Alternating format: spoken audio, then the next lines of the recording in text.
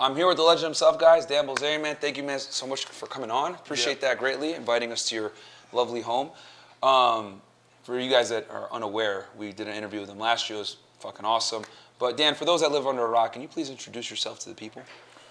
Well, I guess I got well known in 2013 for kind of just putting my lifestyle out there, you know, and so it was kind of a social experiment that went really fucking haywire. And we were talking about social media earlier about how things have like changed so much where it's like on one end it's great because you're able to build your own platform without needing Hollywood or the music industry or whatever, but on the other end, you know, we got a lot of people that are morons that are getting famous off of just being idiots, quite frankly. Yeah, I think the upside is that it gives people a voice. Yeah. I think the downside is that people will just kind of do whatever they can do to get that voice, and so you get a lot of, I don't know, man, I see these like prank videos, just people just acting like jackasses, like stuff that should get you fucking your ass beat, like back in our day, is like what these guys are doing on a daily basis, and they're getting away with it, and it's kind of like influencing the culture to be fucking ridiculous. Yeah. And yeah, it's kind of just get famous by whatever means necessary. Mm-hmm.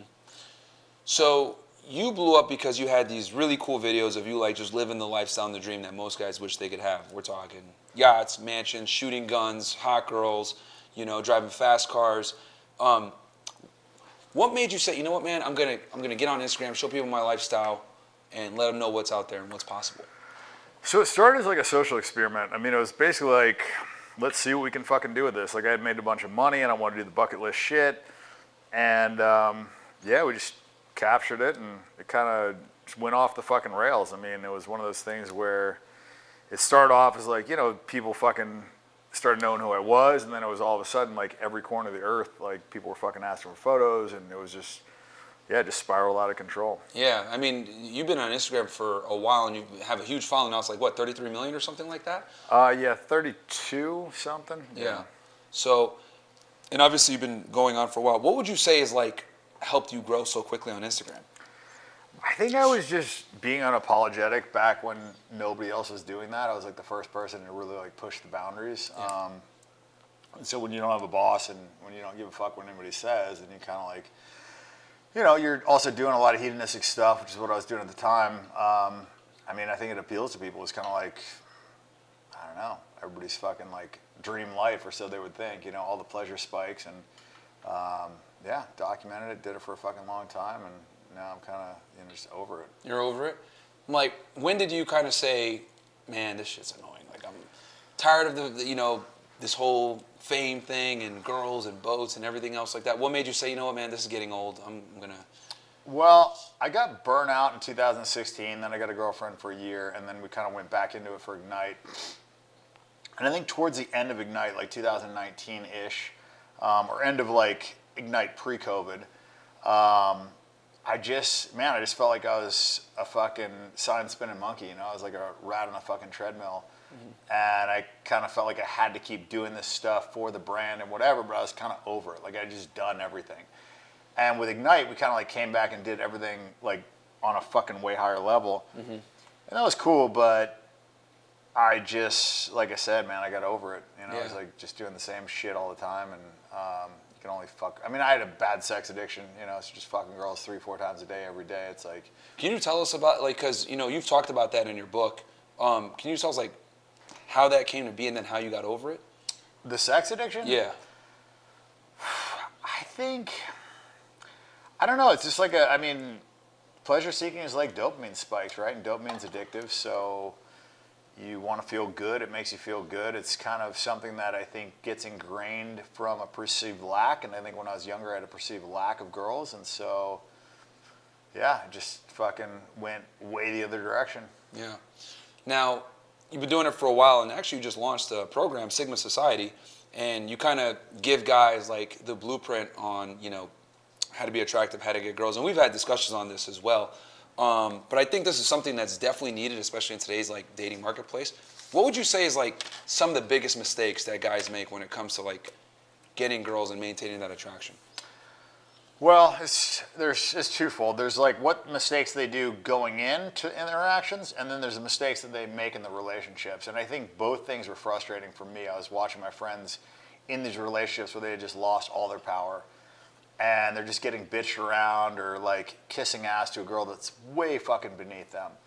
And then I see a lot of guys getting blown out in the initial interaction because they go in and they just massively over-communicate interest. And I think that's probably the biggest mistake that guys make. And that's kind of what they're told. That's what Hollywood tells them. That's like kind of the accepted thing is to go up to a girl, give her a bunch of compliments. And the problem with that is it puts her in a position of like, okay, I know I can have this guy. Do I want him? And when you're looking at something through that lens, all the flaws magnify and it just makes a thing less appealing. And I think guys, they just make that mistake and they don't know any better. Yeah, and I was able to look at like some of your stuff, which thank you for the access to some of it. And you're real big on like telling guys like, hey, to overcome the anxiety, you want to kind of approach it from an indirect perspective. Would you say anxiety and fear of rejection is like most guys' biggest issue when it comes to talking to women? Yeah, I think it's a big problem. And I think when you go in and take more of an indirect approach where you're not over communicating interest, you don't set yourself up for rejection, right? Like if you go in and tell a girl how beautiful she is, or you ask her out on a date, or you ask her for a number, it's kind of like a binary response. She either has to accept or reject, and usually women's default setting is to reject. So I think that, even if they like you. Yeah, I mean, it's just, they're just used to it, and then they expect the guy to chase, and then eventually they'll, whatever, but they keep the guy chasing, and that's what these books, like The Rules and all these, books that these women have, it teaches them to do is to keep the guy chasing. And that just puts them in a massive position of power because their flaws disappear and that guy's flaws magnify. And I just don't want to see guys in that position because it's unnecessary. Like you can go in, you can open the interaction, you can start talking to a girl without letting her know. Like it's like playing poker and these guys just like want to fucking flip their cards over. And it's like a lot harder to fucking win in poker when everybody can see your fucking cards. You mentioned something that's very interesting about the rules and girls reading books. I think this is something that needs to be talked about more. Like guys don't understand that like women actually like read books and practice this crap. Like they don't like a lot of guys go in clueless, but like girls, number one, they already deal with men all the time. And then number two, a lot of them talk to each other about this very thing and there's books on it. Like, can you talk about that a little bit? Like how educated women really are when it comes to like finessing men, dating them, extracting value without necessarily giving value back? Yeah, I mean, to give the poker analogy again, it's like, women are playing poker and they're just seeing everybody's cards. Well, you get better at poker if you knew everybody's fucking card and you saw every time somebody's bluff. You know what I mean? You just learn faster. And I feel like that's what happens to women. Like from the time they're like 13, 14 years old, like all these guys are hitting on them, communicating interest, letting them know like, hey, I want to sleep with you. And when they do that, then it's like, okay, they correlate all these things the guys do with a guy wanting to sleep with them. So they're just more socially calibrated. And the way I would, explain it for a guy is it's like the guy just goes in the gym, sees a heavy bag and starts hitting the heavy bag. Well, if you hit a heavy bag for 10,000 hours, you're not going to be a fucking great boxer. But if you get some fucking coaching and some training and you spend fucking 100 hours, you're going to be better than that guy that spent 10,000 hours just drilling in all the fucking bad techniques and all the wrong shit.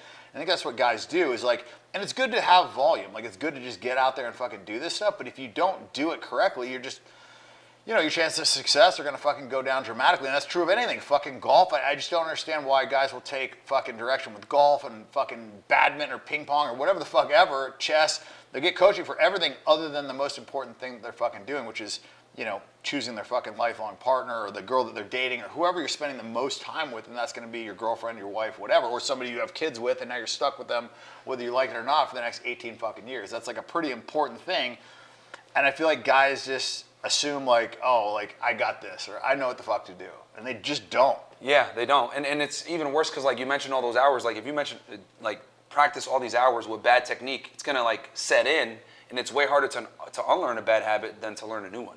Yeah, like taking a guy that's never done any fucking boxing and just teaching them proper technique from the start is easier than like having them unlearn all the mistakes that they've been making. So, well, I think a guy that goes out and just, has a bunch of experience is going to be better off than a guy that doesn't do anything. I'm just saying like there's a version where you can learn the right thing to do and then put in fucking time and get there a lot faster. I'm all about like doing the least amount of effort and getting the most amount of volume in the shortest period of time possible. And it's like, I want them to have as many positive interactions as possible because that's going to give them more confidence. More confidence yields better results. It's kind of like a snowball that can go in one direction or it can go the fucking other. Yeah. And most guys, it goes the fucking wrong direction and then they just, convince themselves I'm not good looking, enough for women or women don't like me or whatever. And they're right, but the difference is like they can do something about that. And I think that's one thing that guys don't understand is like, women can't really make themselves that much better looking. Like, they can do a little bit of stuff, but they're born ugly, they're kind of fucked. If a guy's born ugly, he's still, like... We can make up in other ways. He's good. This like, is true. Elon's not good looking. Like, Yeah. fucking, Seth Rogen's fucking ugly. Like, there's plenty of ugly guys that get a ton of pussy. Yep. And, there's just, like, there's 12 different attraction triggers that you can fucking implement. And, like, pre-selection is one that a lot of guys don't understand. That's one that I use, like...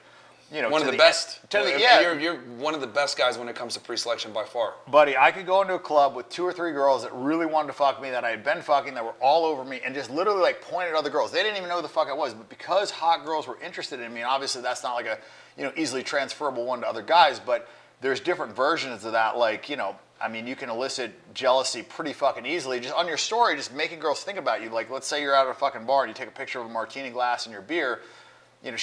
Girls are gonna wonder, like, oh, who is he with? You know what I mean? Like, and that's a pretty easy thing to do. So you don't have to have 3 girls lining up to fuck you to implement pre-selection and jealousy and a lot of things that are like really powerful for getting a girl to want to sleep with you.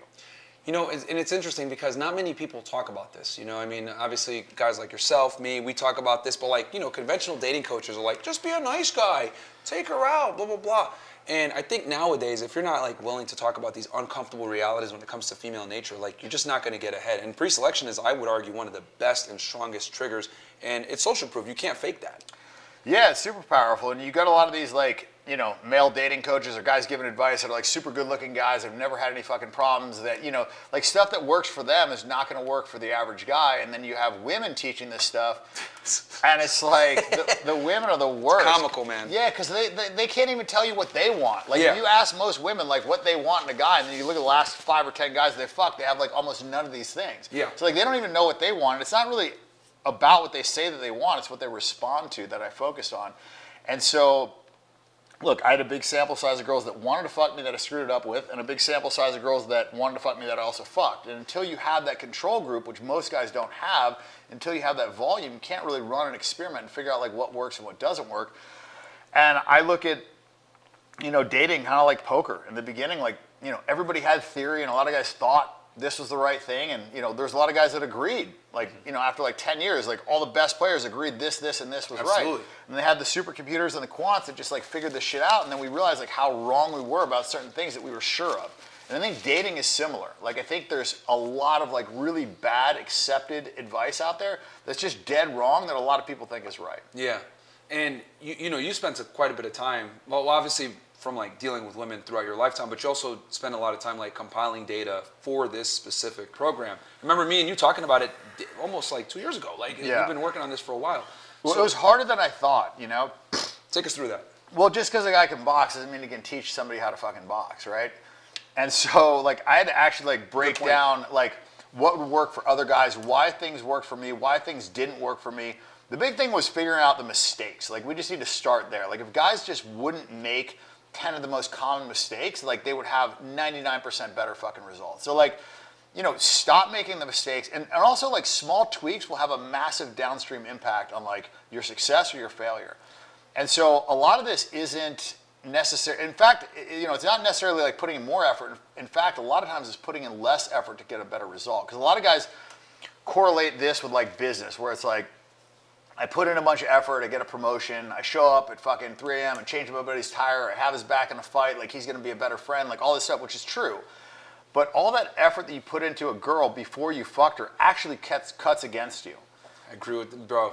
I've always told guys it's like, putting a bunch of sweat equity and time into a girl a lot of the times is actually one of the few endeavors where it's counterproductive. It's 100% counterproductive. Yeah. Like almost unequivocally. I mean, Yeah. This is not like in a long-term relationship, right? Like this is before you fuck the girl. Yeah. The more effort that you put in absolutely will cut against you. Yeah.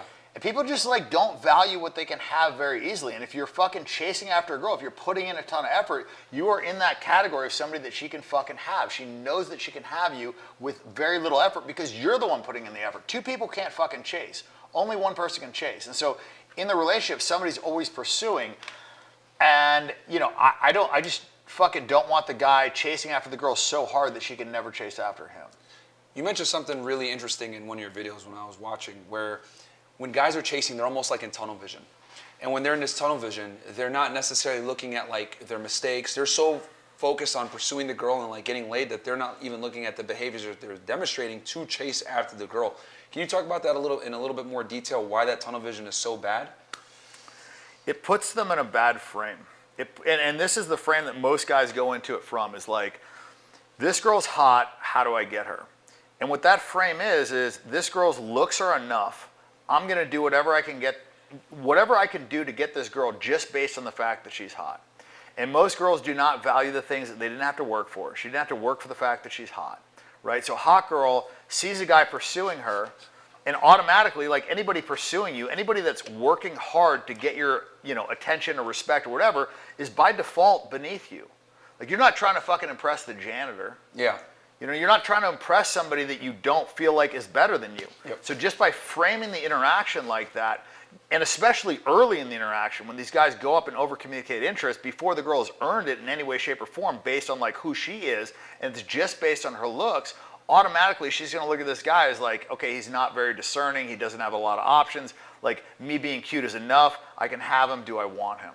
And that's not the fucking spot that I want these guys going in, especially with hot girls. Because like the hotter the girl, the more motherfuckers that are pursuing her. And when you've got 10 options... And they're ruthless too. Yeah, when you got 10 options... You can't make as many mistakes with a hot chick as you could with like a mid or an ugly girl. Like you make one stupid mistake with a hot girl and you're done. Yeah, because like think of a dating show. If you have fucking 10, 20 options, like you're not going to go for the first fucking one. You're going to sit back and be like, okay, I know I can have all 20 of these. Which one do I want? And that's usually the position that a hot girl's in. Yeah. And what I want the guy to do is get the girl in a position of like, oh, maybe I might lose this guy. This guy has other options. Other women want him. I want to compete. Just think about like an auction. Like your mentality in an auction is very different than when a traveling salesman shows up at your fucking doorstep and tries to sell analogy. you, Yeah. Whatever the fuck he wants Great to sell fucking you. Analogy. Like when somebody tries to sell you, you're looking at what's wrong with the fucking thing. Let's say a business deal, all your buddies are getting into a business deal and there's like, the fucking thing is closing and like, you just want to get in. Like, how do I get in? And that's the way you want a woman looking at you is like, I don't want to lose this guy. He's got other women pursuing him. Not like, and another thing that guys do is they over communicate, their availability. They tell the girl, they over assure the girl, like, you're the only girl that I'm talking to. Yeah. They do that all the time. Stupid It's as like, fuck. yeah, just because like that's what they want to hear, but that's not what's going to be effective with the girl. And so a lot of these guys like think like, okay, if this is what I would want to hear, that's what the girl would want to hear. And you're not in the same fucking position as a hot girl. Unless you're like a super fucking famous celebrity, and even then your mindset's different because the girl wants to like date a guy, the guy wants to fuck the girl. Like, don't try and think like, oh, just because if for me, it'll be true for her. That's just fucking wrong. That's such a great point. You sitting there and saying like you're the only girl I'm talking to is like not the same as her saying that to you. Like it's her job to not be a slut. It's your job to be attractive, and if you're a slut by definition, whatever, who cares, right? As a guy. it's just a very different thing. It's like the whole lock and key analogy, right? Like the fucking key that opens a bunch of locks is a good key. The fucking lock that can open all the keys is a shitty lock, right? So like because women have the choice, it's a very different thing. Like, if a girl's, been fucked by 100 guys, it fucking massively lowers her value. Yep. If a guy's had sex with 100 girls, it means that he's desirable, he's confident, he's probably decent in bed. Like, it says a lot of good things. He's done something right. It says a lot of good things, right? Yeah. And so I think it's one of those things where you just have to understand the difference in psychology between a woman and a man, and like this whole culture is pushed like everything is equal, men and women are the same. It's just like, and that fucks up guys' mentality. Like they kill masculinity. They're like doing all these things, which I think is another reason why men are having such a fucking bad time in the dating market, is because they're being programmed with all the shit that's like counter to the fucking truth, which is like masculinity's bad, like women want the super nice guy, equal partners. It's just all bullshit. Stupid shit. It's just all bullshit. That's why like the fucking girl is not always dating the fucking nice guy. There's like a line full of them at every fucking Walmart that are invisible to women. Like they don't want what they say that they want. They want the guy that's like, interesting, that they might not be able to get, the guy that's, going to be exciting. Like that's the things that girls go after. Like, and you see it in some movies. You see it in like the bullshit rom-coms where they're just like, put the gay guy in there and like shows up with the flowers and the fucking chocolates and gets the girl, which is just like absolute nonsense. But then sometimes there's more accurate depictions where like the girl ends up falling for the bad boy. And if you look at like the qualities that the bad boy has, that's something that's attractive to most women. So that's like one thing that Hollywood got right. But like most guys don't ever try and like, take on those qualities. They take on the qualities of like the main character, the fucking super nice guy that ends up with the girl, but that's just like, that's not how the real world works. Yeah, no, it's crazy how popular media, movies, television, etc., like they're just basically telling guys, yeah, be cucks and you'll get girls, and it's like, no, dude, that's not how it works. It's crazy to me how counterproductive mainstream media is with like telling guys how to actually be attractive. Because what it takes to be actually be attractive shows like unflattering realities about women that people don't want to hear. Yeah, I mean, and you see it in the dating market, right? Like back 50 years ago, like the average guy got an average girl and everything was decent. And like, it's like, you know, the same thing with wealth. Like all these things have just been so polarized. Now it's like 5% of guys get all the girls and the rest of the guys have like fucking no shot. Yeah. And that's why I felt like I should do this, because I felt like there were so many guys just like quitting. Yeah, that's what I was gonna ask you next. Like, what made you like want to do this?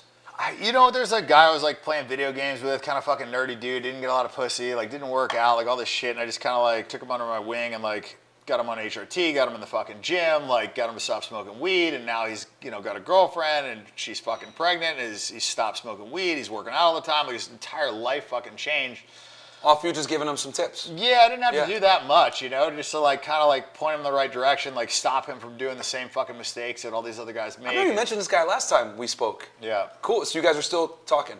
Yeah. I mean, like I said, he just got a girl pregnant. And he's like in a serious relationship. He's happy. Yeah, it's crazy. So. And you were like, you know what? I need to scale this out and help more guys. Well, I just felt like nobody was giving them the right information. Yeah. There was just so much bad information. There's a lot, dude. You know, it's like you fucking get a bad map. Because they censor you when you give this good information out. They'll say you're a misogynist. They'll ban you off TikTok. Me and you were talking about TikTok earlier.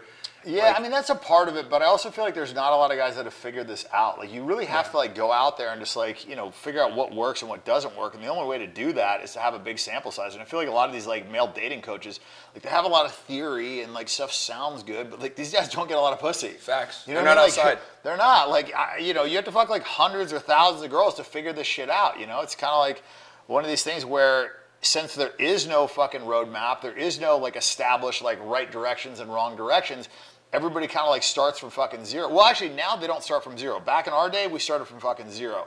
Like, now they start fucking, you know, from like a -50. Yeah. Because like they've been programmed with all this bad shit. So they have to like unlearn all the bad shit. And then, only then are they starting off at fucking baseline, coupled with the fact that women expect way more now. Like, they have these like crazy fucking delusions of what they deserve or what's like, you know, what's an average guy? Like, just like what they think is normal or average is so fucking skewed. When I ask girls, how much money do you think an average guy makes on our show? Almost every time, $100,000 a year. Fucking crazy, bro. Like, the average guy is only making like 30 to 50K depending on where they live. But like the average girl thinks the average guy is making $100,000 per year, which lets you know like a lot of these chicks like expect a lot off rip. Yeah, and the problem is they go out there and they fuck all these 5% guys, and then they end up just like settling for some rich guy that's going to take care of them, and the rich guy thinks like he got this great girl, and the girl's like just with him so he'll pay her fucking bills because she feels like she can't get one of these 5% guys to actually date her. So it's just like automatically that interaction sucks.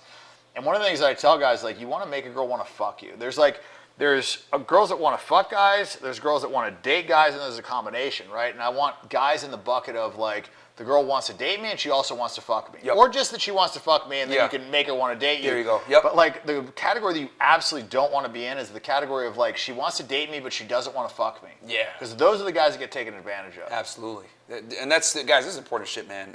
And I'm glad that we're like rehashing this, because you have to like drill this in the guy's head like so many times, because right now there's somebody watching that probably doesn't get sex from his girlfriend or his wife or his fiance. Like, she stopped fucking him and he's just letting her like, I'm still gonna marry her. It's like, no, dude, like, you're literally setting yourself up for failure.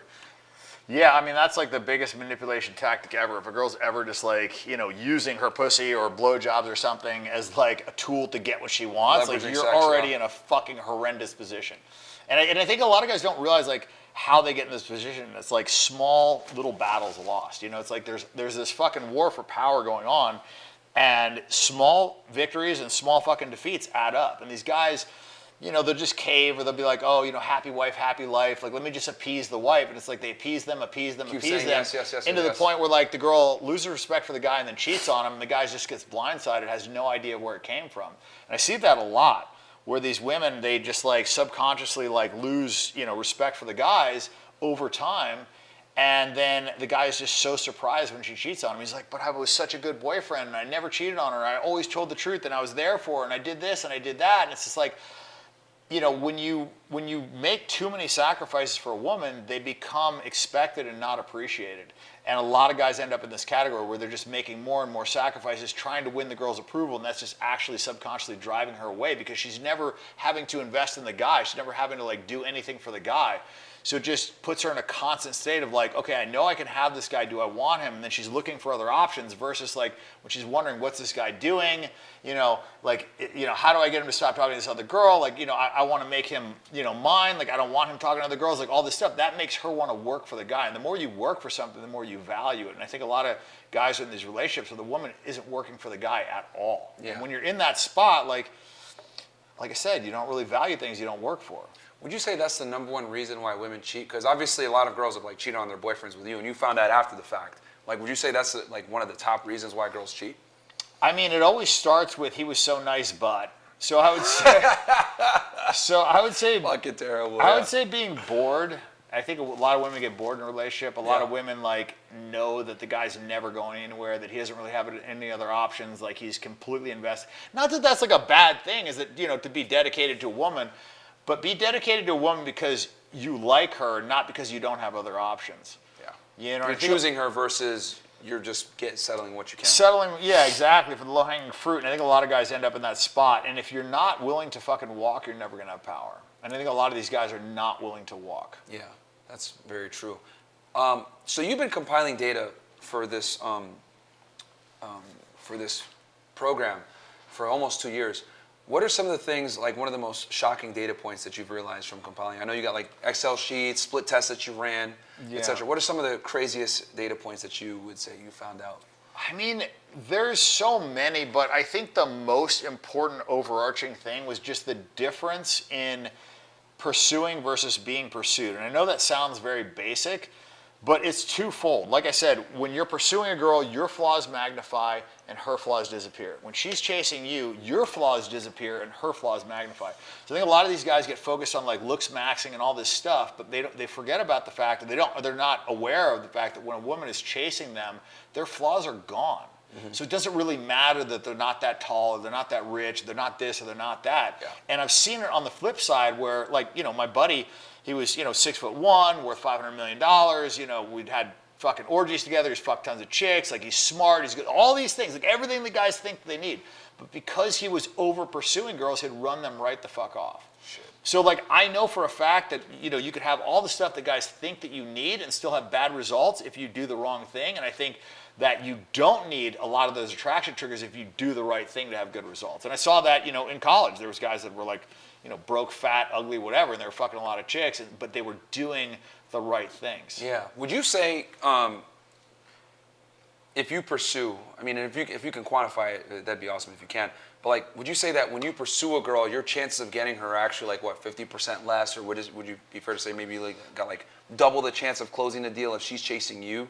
Like, well, how significant of a difference do you think it makes? It's super significant, but it's not just on closing. It's then like the entire relationship going forward. Okay. Like how much she invests in you, how much she chases you, is gonna fucking lay the foundation of the relationship. Yeah. Like if a girl's chased you for a while, like she's going to value you more, subconsciously and consciously. Like it's unavoidable. Thing. Yeah, exactly. It's like, if you fucking spent 7 years saving up for a Ferrari, you're going to value it a lot more than if you just were fucking handed it to, on your 16th birthday. Like, you're going to be happy both times, but like that happiness is going to fade a lot faster as a 16-year-old that never had to work for it versus if you've been working for this thing your whole fucking life. And so, obviously, that's an extreme example, but if a woman has been, putting in effort and chasing a guy, when she finally ends up with that guy, she's going to really value him. She's not going to want to lose him, and she's going to be way less likely to cheat on him. She's more likely to, want to please him, want to make him happy, and then just the whole relationship is better. Yeah. Versus when the guy pursues, and the girl decides, okay, I can't do better, I'll take this guy. You know what I mean? It's kind of like, we'll settle for this, as opposed to, getting what you want. And I love the analogy you gave where, if you're a door-to-door salesman and they come to you, you're looking at it like, okay, what's the issue with this product? They're coming to me. Yeah. Versus if you're bidding on something and there's a bunch of other people bidding, like you're willing to go, well, 1,000, well, I'll do 2,000, well, I'll do 3,000, well, I'll do 3,500. And you don't even know if the product is going to be as good, but you just want to go ahead and win and beat these other people out. And I think that speaks to female nature as far as them being competitive, want to beat other girls out. So your flaws aren't highlighted like if you're selling it to her with like a door-to-door salesman.